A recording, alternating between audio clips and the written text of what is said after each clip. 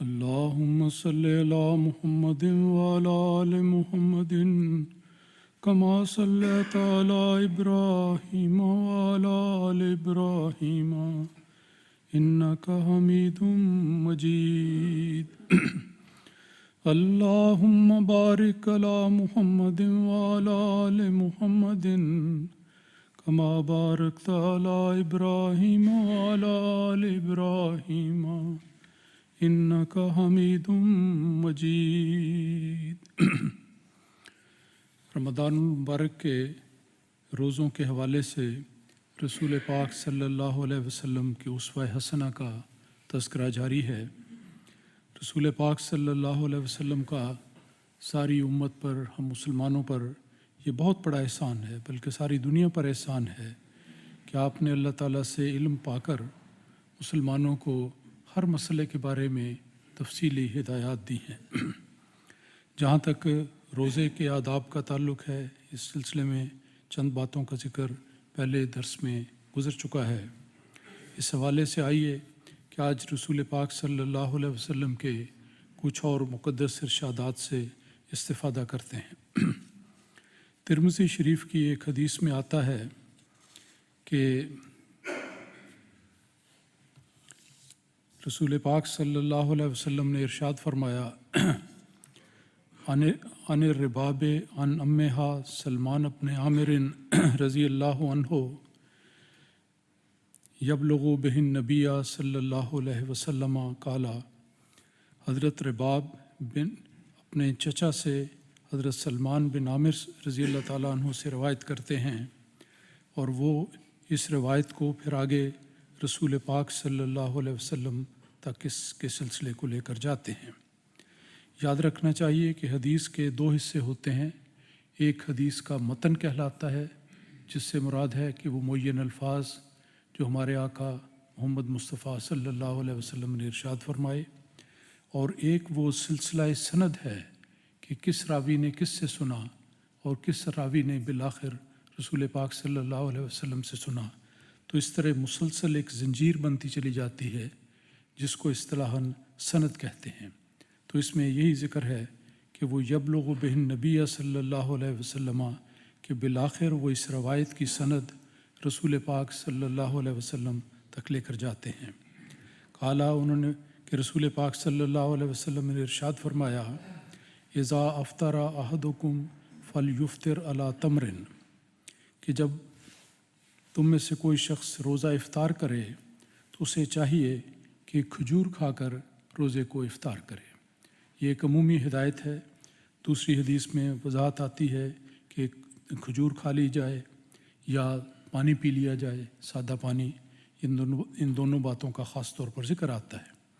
دراصل مذہب اسلام سادگی کا مذہب ہے اور تکلفات سے انسان کو بچانا چاہتا ہے۔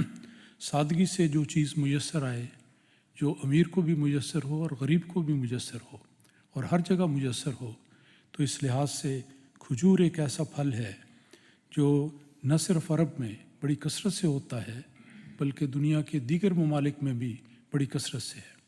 اور حقیقت یہ ہے کہ آج دنیا کا کوئی ایسا ملک یا کوئی ایسا علاقہ نہیں جہاں پر یہ پھل نہ مل سکتا ہو۔ تو ایک ایسی چیز ہے جو بافراغت ملنے والی ہے، ویسے بھی اپنی ذات میں بڑا مفید پھل ہے اور زیادہ دیر تک سٹور بھی ہو جاتا ہے، بے شمار اس کے فوائد ہیں۔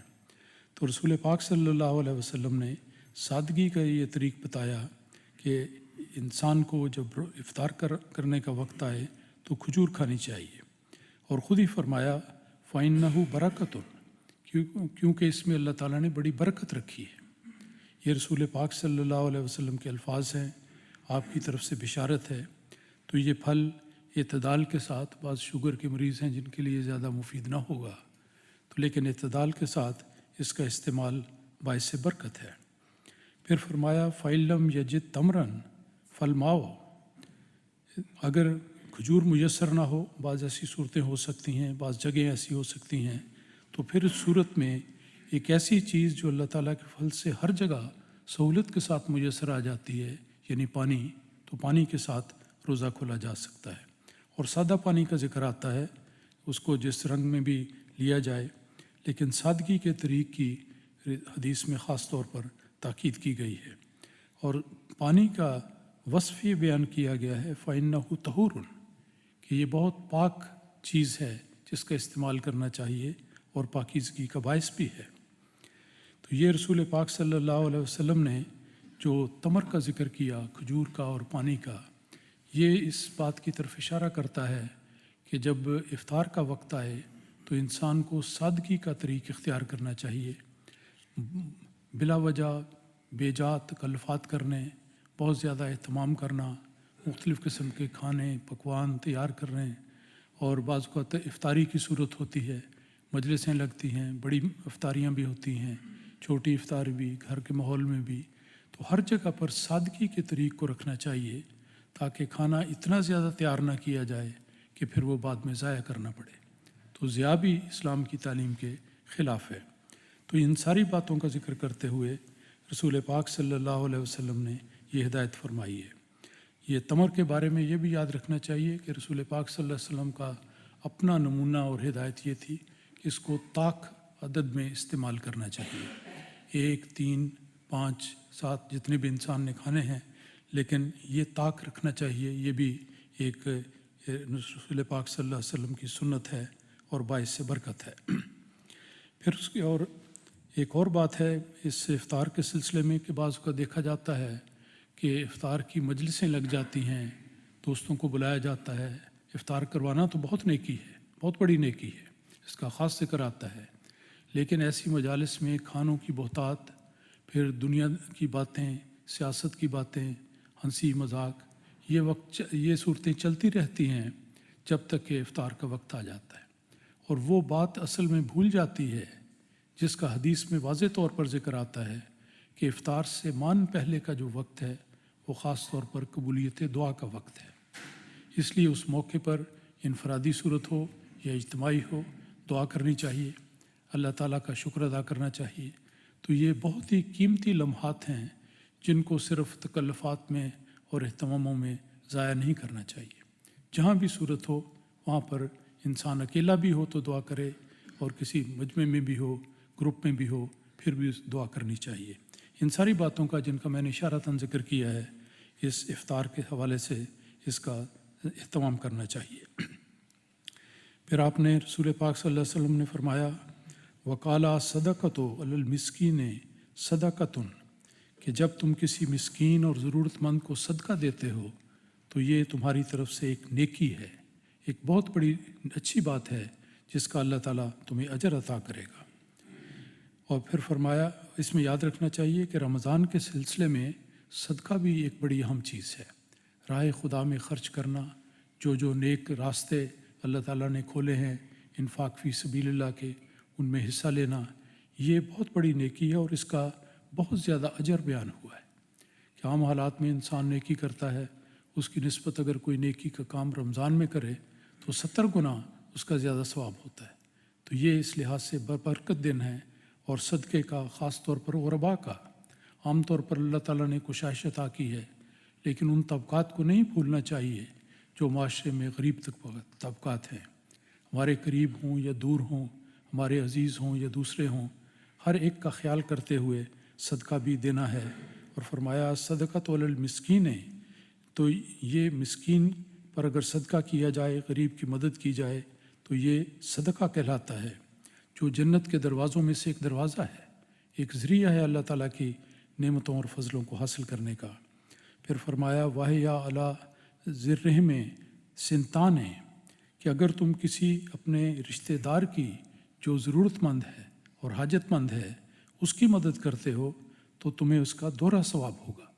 ایک ثواب تو یہ صدقے کا، وصلۃن، اور دوسرا صلہ رحمی کا، رشتہ داروں کے ساتھ حسن سلوک کرنا، ان کی ضروریات کو پورا کرنا، خاص طور پر غریب رشتہ داروں کا خیال رکھنا، اس ملک میں یا کسی دوسرے ملک میں یہ بہت بڑی نیکی ہے۔ تو فرمایا کہ عام طور پر مسکین کی مدد کرنا تو صدقہ ہے، اس کا انعام ہے، اس کا اجر ہے، اس کا ثواب ہے، لیکن اگر رشتہ داروں کی، غریب رشتہ داروں کی، نادار رشتہ داروں کی مدد کی جائے تو یہ دوہرا ثواب کا کام ہے، صدقہ بھی ہوگا اور صلہ رحمی بھی ہوگی۔ عن معاذ بن زہرہ رضی اللہ عنہ انہ بلغہ अन्न नबिया सल्लल्लाहु अलैहि वसल्लम काना इज़ा अफ्तरा। हज़रत मुआज़ बिन ज़हरा रज़ी अल्लाह ताला अन्हु बयान करते हैं कि उन तक ये बात पहुँची, कि वो बताते हैं कि रवायत उन तक आती है और उन तक ये बात पहुँची है कि अन्न नबिया सल्लल्लाहु अलैहि वसल्लम, कि रसूल पाक सल्लल्लाहु अलैहि वसल्लम का तरीक़ ये था, काना इज़ा अफ्तारा, कि जब आप रोज़ा इफ़्तार करते, रोज़ा मुकम्मल करने का वक्त आए तो उस मौके पर दुआ किया करते थे और दुआ के अल्फाज भी आए हैं। अभी ये ज़िक्र हुआ कि इफ़्तार के मौके पर कबूलियत दुआ का वक्त होता है। देखिए रसूल पाक सल्लल्लाहु अलैहि वसल्लम का अपना नमूना बिल्कुल उसी तरह है। आपने उस मौके पर दुआ ख़ुद भी फरमाई और उम्मत को भी ये सबक दिया कि तुम्हें इस मौके पर दुआ को नहीं भूलना चाहिए। दुआ के अल्फाज हमें याद होने चाहिए। अल्फाज दो रवायतों में आते हैं।